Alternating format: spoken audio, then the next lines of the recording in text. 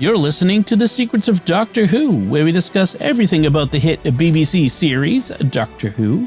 And today we're discussing the first Doctor story, The Ark. I'm Dom Bettinelli, and joining me today is Jimmy Akin. Hey, Jimmy. Howdy, Dom. Folks, be sure to get your very own Secrets of Doctor Who t-shirt or phone case or more by visiting our merchandise store at sqpn.com/merch. And I also want to encourage you to stick around to the end of the episode. We have more listener feedback to share. And I want to tell you about another show on the StarQuest network I'm sure you'll enjoy called The Secrets of Stargate, which you can find wherever fine podcasts are found or at sqpn.com/Stargate. And Secrets of Stargate's another show that we do in video, so you can watch it on our YouTube channel at youtube.com/StarQuestMedia. So we are talking today about The Ark, and Jimmy, can you give us a recap of The Ark? This week, the first Doctor, Stephen, and new companion Dodo arrive on a giant space ark. The ark is fleeing the destruction of the Earth, which is about to fall into the sun 10 million years in the future.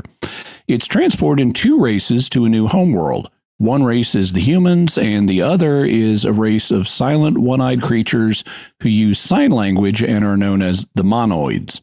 Together, they will colonize the planet Refusus 2, which they know is Earth-like and inhabited, but they don't know anything else about it.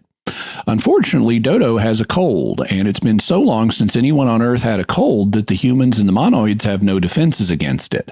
It quickly spreads through the population, and many die. Initially, the Doctor and companions are blamed and put on trial, but the Doctor is able to find a cure, and they depart on the TARDIS. The TARDIS then rematerializes back on the Ark 700 years later, as it's about to reach its destination. Only the Monoids have taken over the ship, enslaved the humans, and now can speak through mechanical devices. Their plan is that only Monoids will go down to Refusus, and all the humans on the ship will be killed by a nuclear bomb that's hidden in a giant statue. First, though, the Doctor and Dodo are sent to scout Refusus, and they meet one of the inhabitants of the planet who is invisible and has tremendous power. He and his people are happy to have others as a replacement race on their planet, as long as the replacements are peaceful. The Monoids definitely are not. When they start landing on the planet, a conflict breaks out among them, and many are killed. Meanwhile, the Doctor goes back up to the Ark to help with the bomb, and the giant statue that it's hidden in is carried into the launch bay by the invisible Refusan.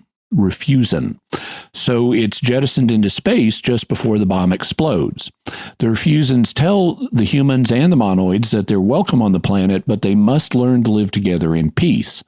The Doctor and crew then leave again in the TARDIS, but the Doctor turns invisible, setting us up for the events of the Celestial Toymaker. The end. So your overall impression of this one? I really liked this one. I thought this was a great first Doctor story. It's only four parts long, so it doesn't drag. And it displays a lot of intelligence, stuff like people 10 million years from now might not have resistance to the common cold anymore. There is an unusual amount of timey-wiminess for a first Doctor story because the first two parts are set 700 years before the second two parts. And they make it clear that change has happened in that 700 years. Not only have the Monoids taken over, but they've also had technological development in 70 years because the Monoids now have speaking devices that they can use, whereas in the first two parts, they're doing everything with sign language. They've also developed heat ray guns that they didn't have before. And actually the ship has a name now. It's now called, everybody calls it the Ark because that's what Dodo compared it to, Noah's Ark, right, in the first two parts. And now that name is taken over and their first visit is now kind of a legend. So an unusual amount of timey-wiminess for a first Doctor story. And it's well thought out. It's plausible. It's got a lot of interesting stuff. I really liked it. Yeah, it was good. And the fact that it was basically, it's almost like two stories that are linked. The first two episodes and the last two episodes are fairly complete in themselves. And we just have a sharing. So they're brief. Yeah, exactly. and we have sharing of like peoples, like different kinds of people, not the same characters, but a setting and that sort of thing, but otherwise different stories. So I did like that. It gave it some variety that you don't get, especially like early 6-episode arcs that have filler and drag. This didn't have much in the way of filler and drag. I mean, it had the 60s style filming techniques, which sometimes had, a little slower. Little slower, like long establishing shots and that sort of thing. But otherwise, no, it felt like it moved right along. And you can see the cost savings in this because they're using the same sets, they're using the same monoid actors, they're using the same main cast. It's only the human secondary characters that they change. Yep. And that probably wasn't a significant difference in the budget because you paid your initial human secondary characters for 2 episodes, and now you're paying your replacement human characters for 2 episodes. I wouldn't be surprised if some of the non-speaking extras were the same between them. I didn't pay attention, but I could imagine them trying to get away with it. That only changing the speaking ones. So mention this is Dodo's first real story. She's her first real trip or first trip on the TARDIS, altogether. And Dodo, she has a bad reputation as a companion, and I totally don't get it. I think Dodo is fine. And she has admirable qualities. Like in this episode, she shows determination. And I mean, okay, initially when she has the cold, she's kind of, she's acting sick and she's a little weepy and stuff like that. But once she gets over her cold, she shows determination and spunk and intelligence. There is a moment it's like the third part where she has been sent down to the planet with the doctor and a monoid who's monoid number 2. The monoids have numbers rather than names in the second part of the story. And so she's with number 2, and there's also a human slave named Yendam. And you have this dialogue that occurs where Dodo is talking about when they start moving the whole population of the Ark down. She says, I'll bet it'll take some time to get the whole population down here. So the sooner you get started, the better, I should think. Monoid 2 then says, don't worry, it may not take as long as you think. And Dodo picks up the implication. She says, what do you mean? Are you up to something? And Monoid 2 says, no. No, but you gave yourself away, didn't you? I've got a feeling that when the time comes, you're not going to bring the Guardians down here at all. Is that it? And Yendam says, but they promised. And Dodo says, I don't care. I'm right, aren't I? And so, like, from a little slip, she figures out the monoid plan. Mm-hmm. And so she's written she may be a 1960s young, hip mod woman, but she's smart and determined and speaks her mind. I wonder if the negative reaction to her comes from how critical both Steven and the Doctor were of her early on. They were like, when they land, she pops right out of the TARDIS, and Steven's like, you can't just run out there. It could be anything out there. And she thinks they've landed in the Whipsnade Zoo outside London. Yeah. Yeah. And then the Doctor is critical of her because she's wearing like some outfit that has like a Crusader thing on it. Yeah. Yeah. And criticizes the way she speaks, which is really funny from a 21st century American point of view, because it seems perfectly fine. So like but there's a line where he criticized her for saying talk instead of speak or something. Mm-hmm. It was very strange, but and I wonder if fans kind of picked up on that. It could be. It also could be her name is Dorothea, but she goes by Dodo. And it could be that the name Dodo is what's throwing fans off. They're thinking of her as if she's unintelligent, as if she's a dodo bird. So it could be that. They do partially, though. I was impressed. They sort of redeemed her in the dialogue, because when she comes out, and Steven is following her, and he's from the future. And he's like, you can't just come out here. You have no idea where we are. And she says, I know exactly where we are. We're at Whipsnade, just outside London. Look, this is a monitor lizard. And she starts naming the earth animals and plants that are around them. She says, you can't tell me anything about biology. She knows that subject. And the Doctor comes out and And he's like, actually, Stephen, I think the odds are that Dodo is right. We seem to be on Earth. I'm not convinced, but that's where the evidence seems to point. Right. I like the fact that they even brought an elephant onto the set, like a real live, an African or Asian? I didn't notice. It was African. Real life African. Okay. Big ears, right? Mm-hmm. The Africans had the big ears. They're smaller than Indian elephants is what I think of. Okay. But in any case, they had a real live elephant on set, which was kind of remarkable for Doctor Who. That's for sure. I remember now what his criticism of her speaking. She says, he says to her, open your eyes, child, otherwise you won't be any use to me, will you? And she says, okay. And he says, what did you say? I said, okay. Yes, I thought you did. Now, once this crisis is over, I'm going to teach you to speak English. I'm like, is okay a bad? Like, it is a colloquialism. Yeah, it's funny how it's not as in the 60s. It wasn't as universally as accepted as it is today. Right. It would have struck the ear of an upper class King's English person as more of a colloquialism than it would today. Yeah.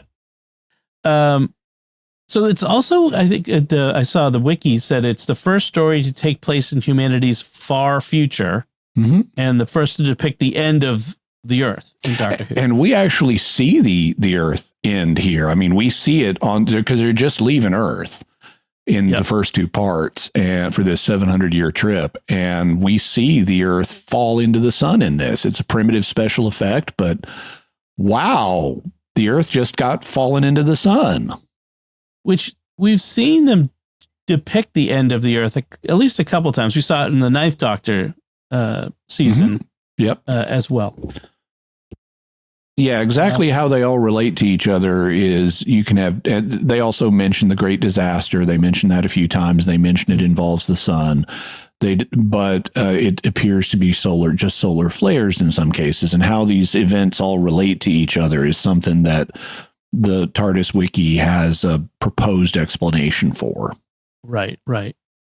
Fans will find a headcanon to make it work. The Monoids themselves are interesting. They are mouthless Cyclops characters. Yeah. So what I want to know is why do they always show them eating and drinking human food with human glasses if they ain't got mouths? I had the exact same note. Like they make the human slaves prepare food for them. That seems to be a big part of what the human slaves are around to do. I'm like, how do they eat and drink then? Which is an interesting question. I do like they have in terms of, so we get to see inside the kitchen where the human slaves are working, and they have big cans, really large cans of food pellets. And they just like take a food pellet out and put it in a bowl of water. And all of a sudden there's a bowl full of potatoes or, chicken, meat or something like that. And they've got it labeled, new potatoes on the side of the can in this futuristic script. And then you got this futuristic way of preparing it.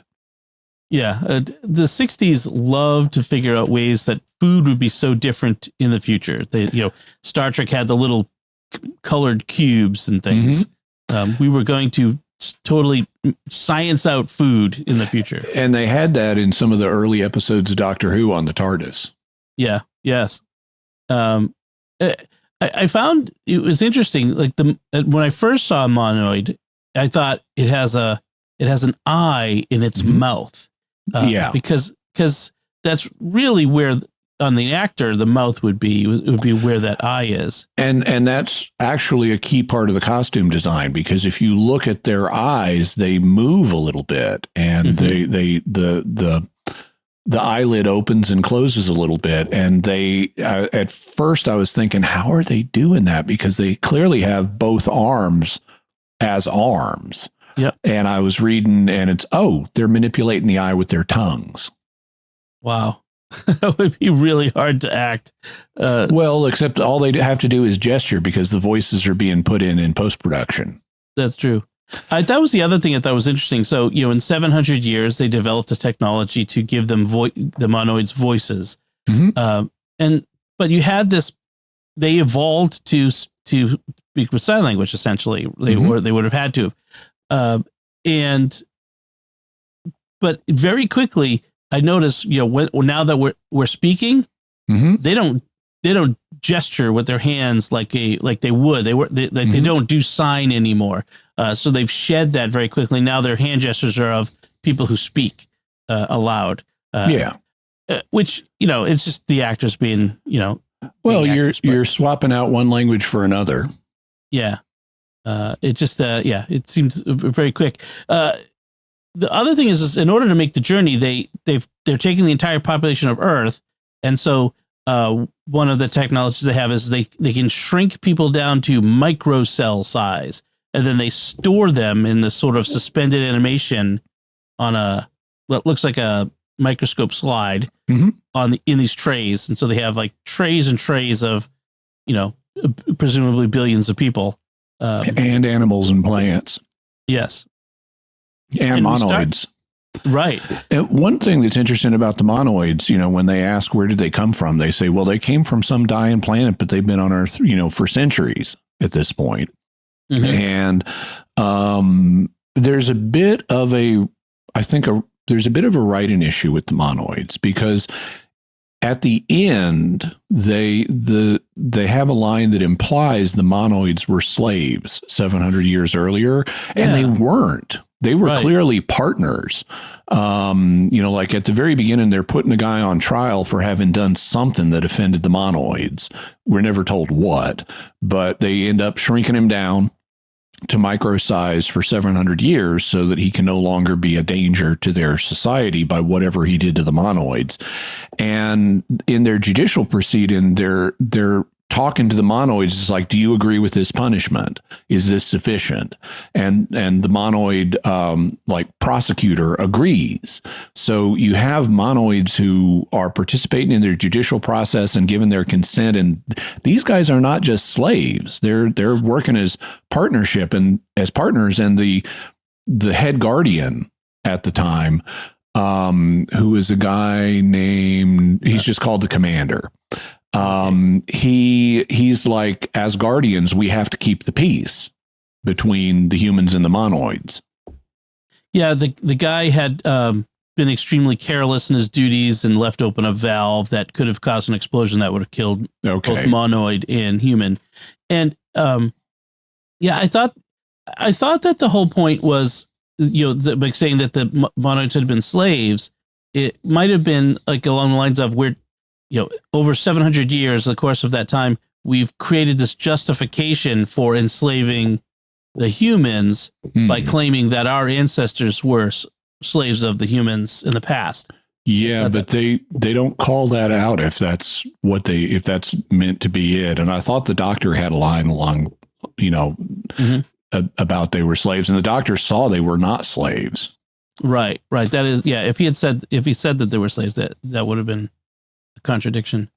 I was interested that the justice system was a democratic system where everybody votes, and the verdict was 20-0 for guilty. The sentence seemed just in the sense of we're not executing him, we're not shoving him out on an airlock, where we're going to make him the same as everybody else, shrunk down and stored for 700 years. So the Guardians initially come across as quite reasonable. They're not enemies until the Doctor and Dodo and Steven show up, and there's that one prosecutor fellow, Zentos, yes, who he's our obligatory hostile dude. Right. He gets in his mind. He wants to toss him out an airlock. He's very, very almost irrationally hostile. I suppose if someone shows up, unexpectedly on your ship, it will cause me to be suspicious too, I guess. But there's a whole storyline where the Doctor let me out so I can help find a cure, and then Steven gets sick, so they basically say, all right, you cure him, he's your guinea pig. In fact, I think they even use the term. Yep. And if he gets better, then we'll use your cure. If he doesn't get better, then we're tossing you all out the airlock anyway. Yeah, although that's not actually how they do it. The doctor finds the cure, injects Stephen, and then injects everybody else. Right. Right. Before Stephen is better. It's like, okay, you're taking a risk here, dude.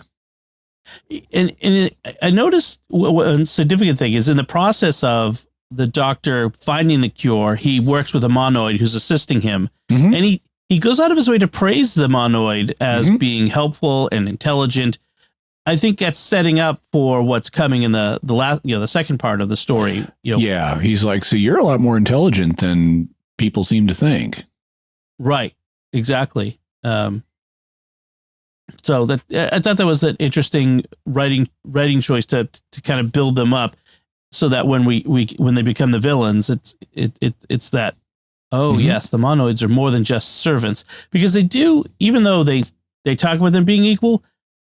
They do a lot of servanty sort of stuff for the Guardians. They do a lot of manual labor. Yeah. So they've got this. Okay, go ahead. I'll let you go. I've been talking. No, go ahead. Okay, I was going to mention the statue. So one of the projects is that they're building this giant statue. Like it's massive, and it's called Homo sapien. And you were told, and it's going to be an image of a human being, and it's going to be this massive art project that they're building that will be ready in 700 years for their new planet when they get there. And because it's 1960s, it's just a male human being instead of, like by the 1970s when we wanted to represent humanity on a record that we shot into space. It's like, okay, you have a man and a woman. Right. Exactly. But there's no monoids here. They're not getting any cred. And so in the 700-year gap, they complete the statue and they change it. So now it's got a monoid head, but it still has human feet. Monoids don't have human feet. Yeah. And that was a pretty good cliffhanger in the middle of the because when they reappear on aboard, that's the first clue that something has gone wrong. It's sort of the Planet of the Apes moment, when you see a statue and it's not what you expect to see. And there's a nice bit at the beginning of episode 3 where the monoids are asking him, why did you come back? And Stephen says the TARDIS made the decision.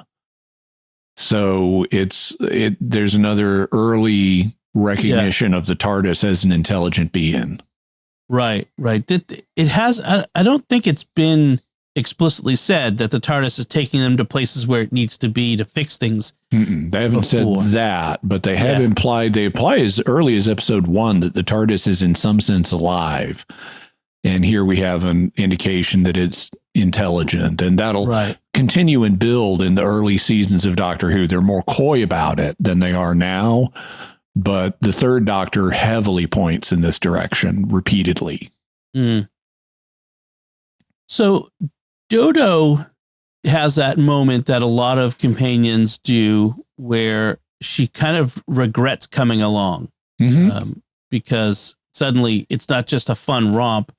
It's dangerous and bad things are happening. And she has that once they've been. And in her case, she didn't volunteer for this. She thought she was getting into a police box, phone booth, and then just as they take off. Right.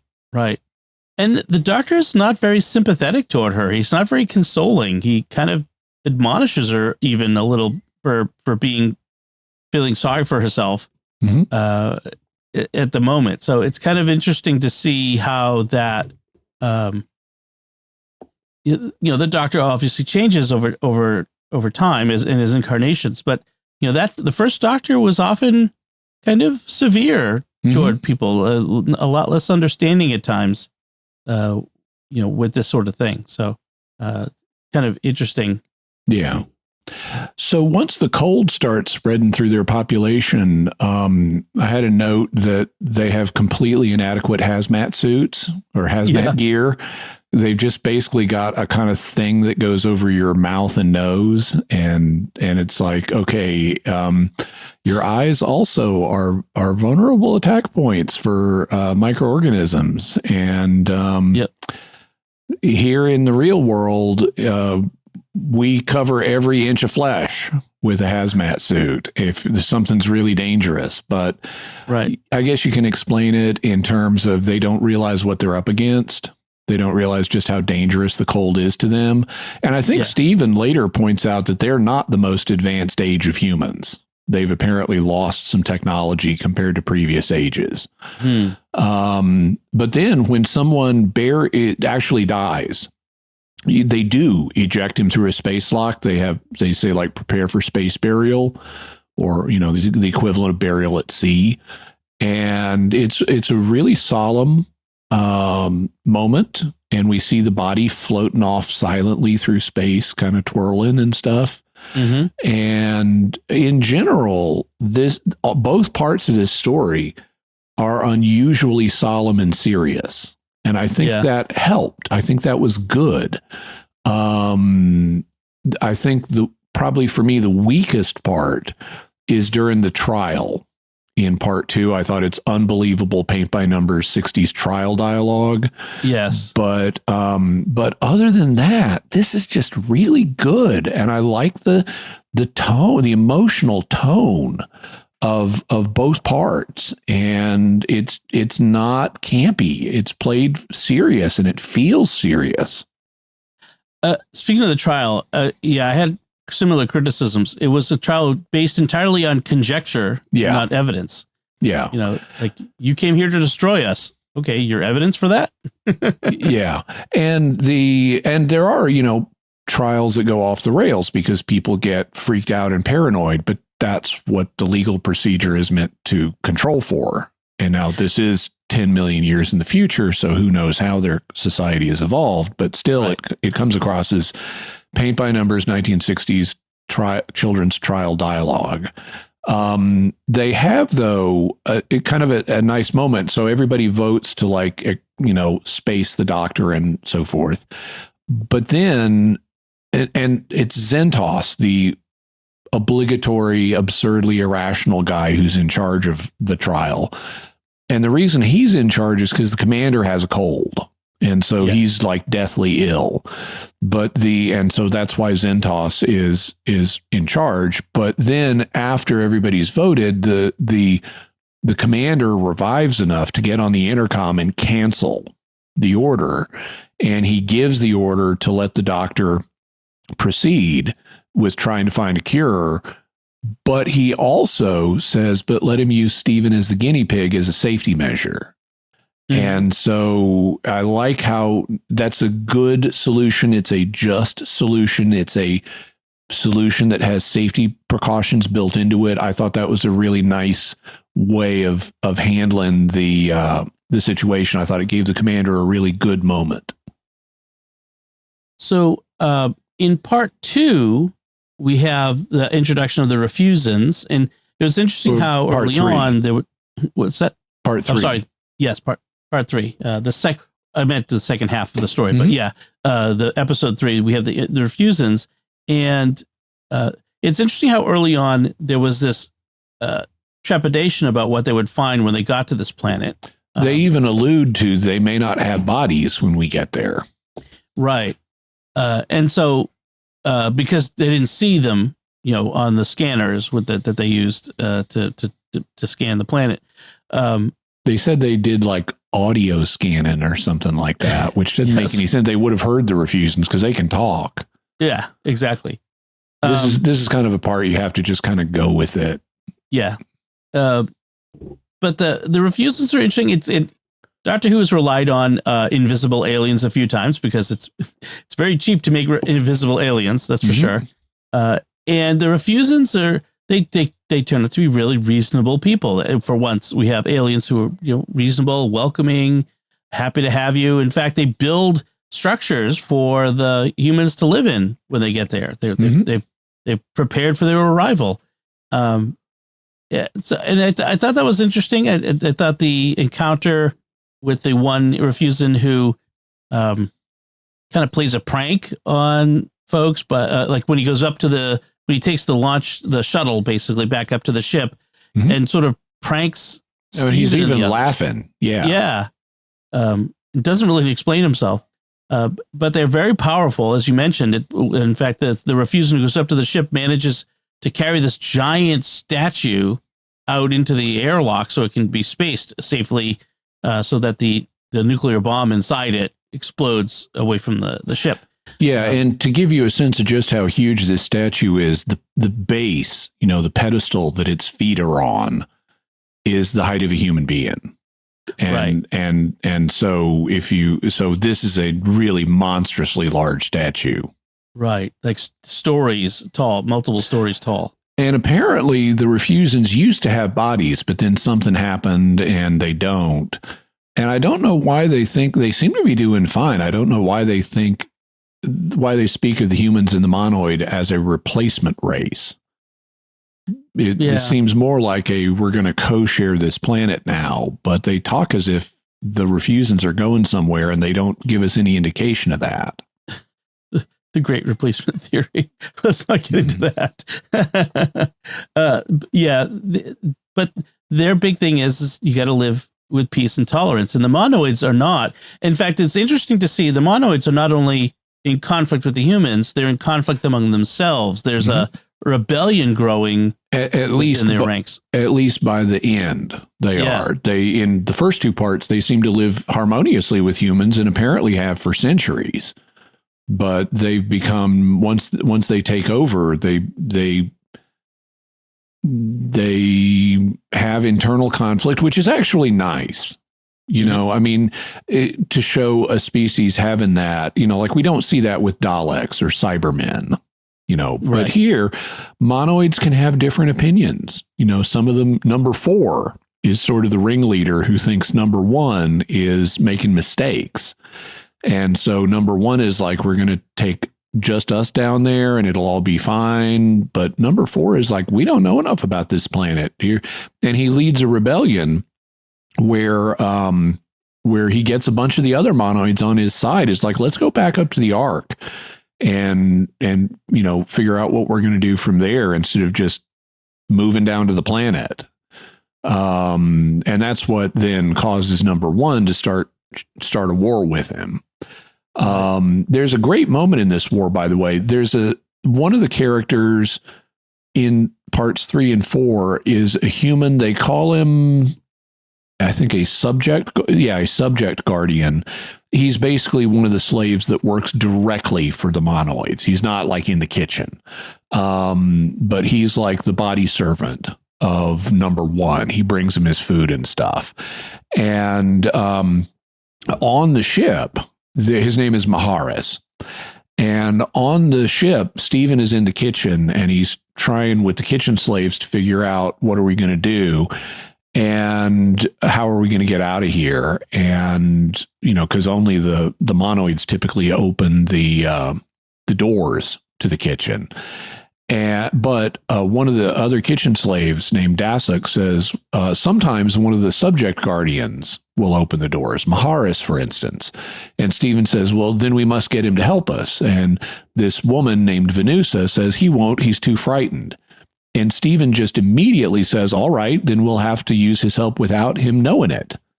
And I like how just Stephen is competent here. He's just like, okay, that won't work. Well, then we'll do it this way. Right. And even tricking Maharis into helping us. And he just says that without missing a beat.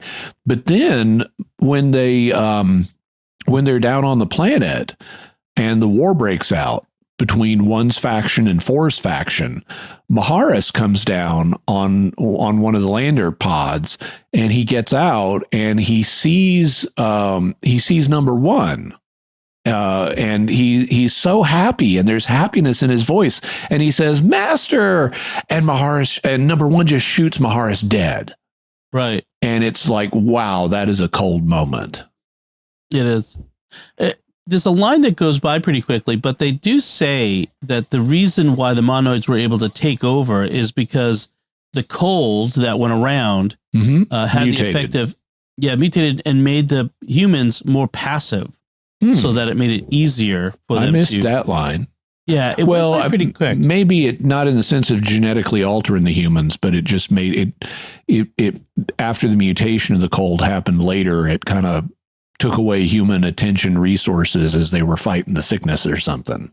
Right. Monoid 1 tells the doctor, you controlled the immediate impact of the fever, but a mutation of it developed later on that sapped the will of the humans. Yeah. So I would interpret that in terms of they were fighting the illness again. Yeah, that could have been. And that gave the Monoids the opportunity to take over.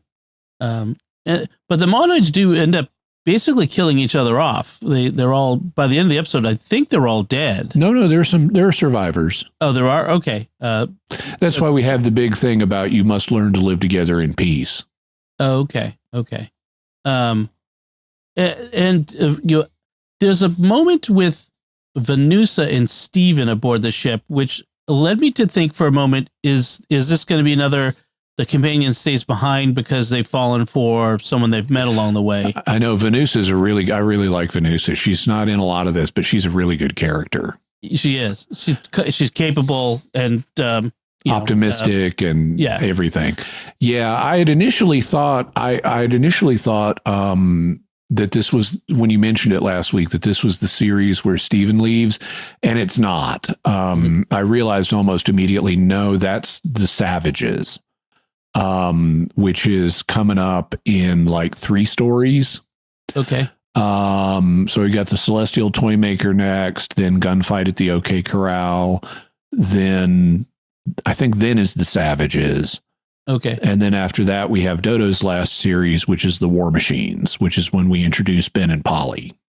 Right. So we're kind of in a time, we're approaching major companion transitions. Right. But there are some similarities, like the Savages is also far future, and that's kind of why I confused it with this one. I gotcha. And it has a kind of 2-tiered society thing going on in it. So it's very similar. Yeah. But Venusa does get an interesting dialogue with Dasik at the end, where they're talking about, after all that's happened, do you think, Venusa says, do you think we'll ever see them again, meaning the doctor? And Dasik says, perhaps, but if we don't, our children will, or our children's children, because the doctor, Dodo, and Steven had become myth in that 700 years since they arrived. And so they didn't even really believe that they existed. They were like, Hercules. Well, he didn't, but Venusa took the legend more seriously. Right. And she says, perhaps if we were to tell them the story, do you think they'd believe us, or would they just dismiss it as legend? And I kind of like this idea of the doctor, showing up in this planet, doing some big deal thing. I mean, this is what the doctor does, and then becoming a legend, which is eventually taken to another level in the 11th Doctor's time. Yep. Where the Doctor has become that legend. So I like that. Included in absurd ways, like he's the origin of the word doctor now. Right. Yeah. Which, yes, it's absurd. But it's Moffat going off the rails. But I like that it sort of, starts this idea of the Doctor being this larger than life character. He's not just this old man in a box traveling around, but he actually is changing things for people in this big way that he becomes part of their history and their legend. So I like that. Anything else you wanted to say about the arc? Well, I really like the fact we get to see the end of the Earth, even though it's primitive graphics, and they have a lot of primitive space graphics, but it's nicely done. I like to see them making the effort, even though they have a very low budget and low technology to do the space graphics. They show stuff happening in space. Yeah. And I like that. Like when, for example, they have the landing pods flying and stuff out from the ark to the planet and things. But also when they throw the statue out. Oh, and there's also the spinning body, when they do the burial, it's in space. But then when they throw the statue out and it explodes, we get to see the explosion, and it's primitive. It's primitive special effect. It's just an expanded circle, but that's actually fine, because you would at a distance see an expanded circle.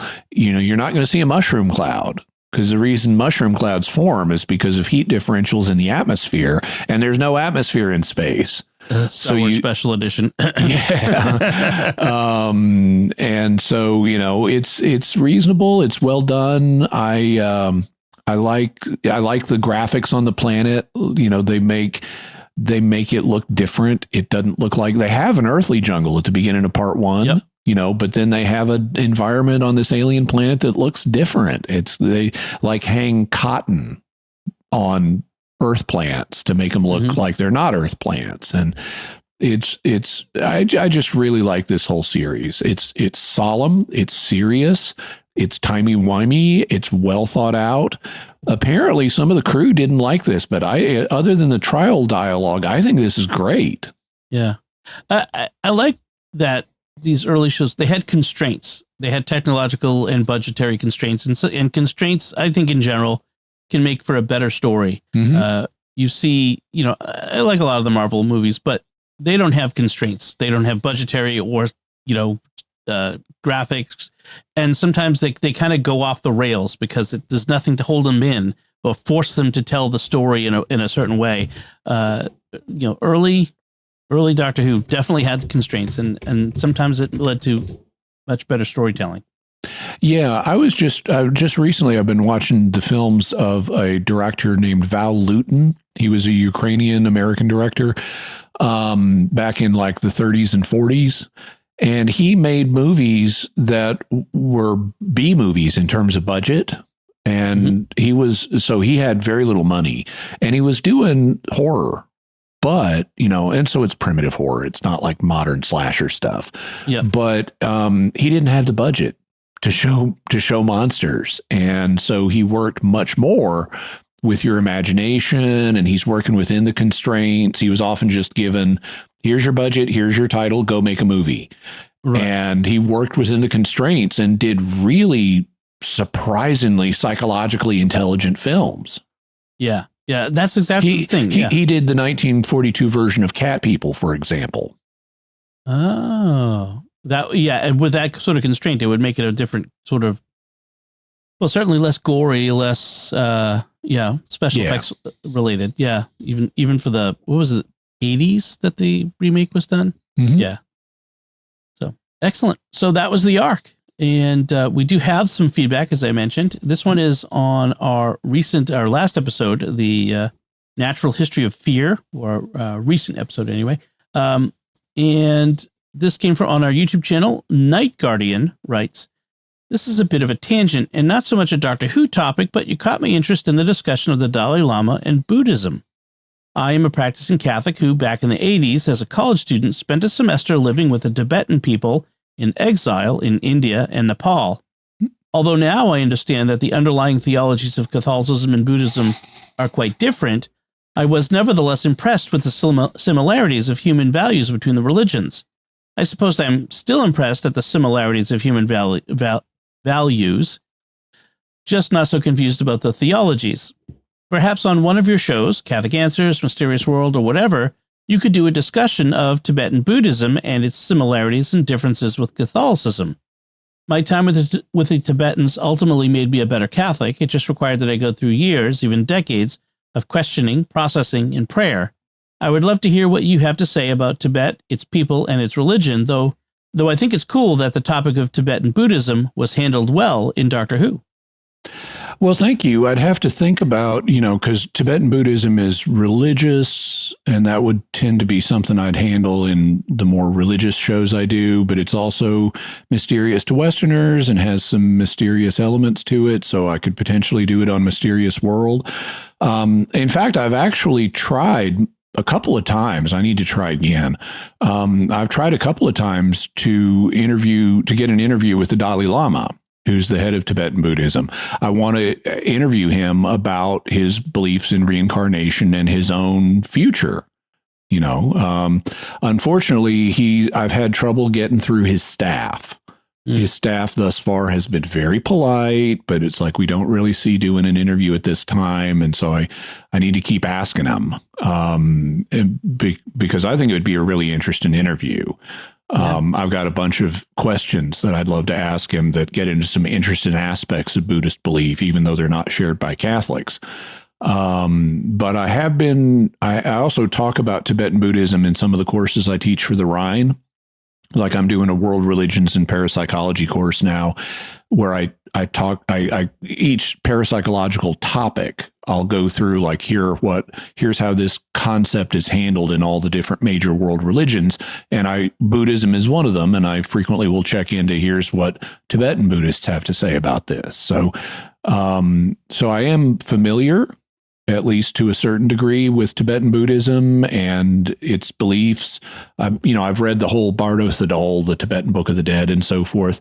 So there is some interesting stuff to talk about there. It'll just be a question of what is the right format for which presentation. I know we have talked about reincarnation itself in a couple episodes of Mysterious World too. Yeah, excellent. Thank you, Night Guardian. And I'm glad that as a expert, I would call you an expert on Tibetan Buddhism, Night Guardian, that Doctor Who handled it well when it kind of touched on it in a tangential way in Natural History of Fear. So excellent.